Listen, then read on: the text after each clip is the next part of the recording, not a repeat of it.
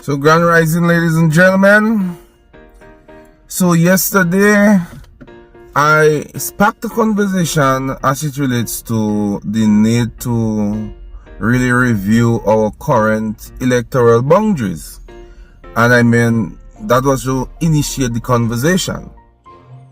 Some people have said, just now I will put Marigot and Salisbury together and maybe call it Barrygot or Salisbury Got. But that was not the intent. It wasn't to give anybody any unfair advantage.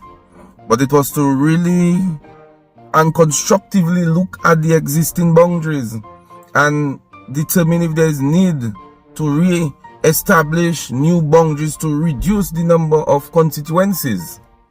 Because from my preliminary research, it revealed up to 1951, we only had 8 constituencies. Now that number is a little odd because that's an even number, and just thinking about it, the number of constituencies should always be an odd number. So a party can always have, the majority seats, or parties can come together and have the majority. But the even number seemed a bit strange, and I suspect that is why in 1960 it moved from 8 constituencies to 11. Thereafter, in 1974, it was increased to 21. Another factor that may not have been taken into consideration, because as I said, we put this out just to spark conversation, was the square mile per country. And yes, Dominica may have a smaller population, but the square mile, when compared to St. Vincent and St. Lucia, we are bigger. We're talking 290 square miles for Dominica, 143 for St. Vincent, and 249 for St. Lucia. So a number of factors have to be taken into consideration, but I still believe there is need to consolidate some constituencies objectively, but you will so decide, and it is not to give anybody any unfair advantage.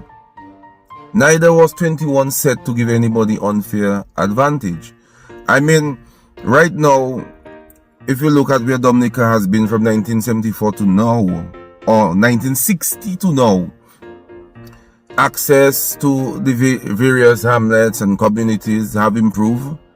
So back in the days, man would probably have to go on a lorry truck to meet their constituents, maybe on donkey, on horse.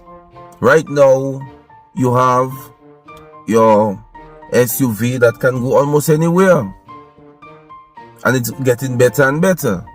So I think it's time that we realistically just look at it. We put a steering committee together that can objectively, not with any biasness, so you don't put people there that want to have an agenda. You logically look at it, and you take the necessary, or you make the necessary recommendations. Can't we have 17 constituencies? Is that asking for too much? I seem to have forgotten Roseau North, and somebody messaged me and asked me, but are you suggesting that Mr. Timothy went with the constituency? But that was not intentional. I may have just inadvertently omitted Roseau North. But let's have the conversation, the boundaries conversation. It may not be for the next election, because that is something that has to be thoroughly reviewed. But instead of just leaving it there, I think there is need to actually do it, get it off the ground. That's why you have the commission in place. Okay? Yeah. Oprah, what you said, the mood is red? That's what you asked me yesterday. The mood is red. One love. Bless up.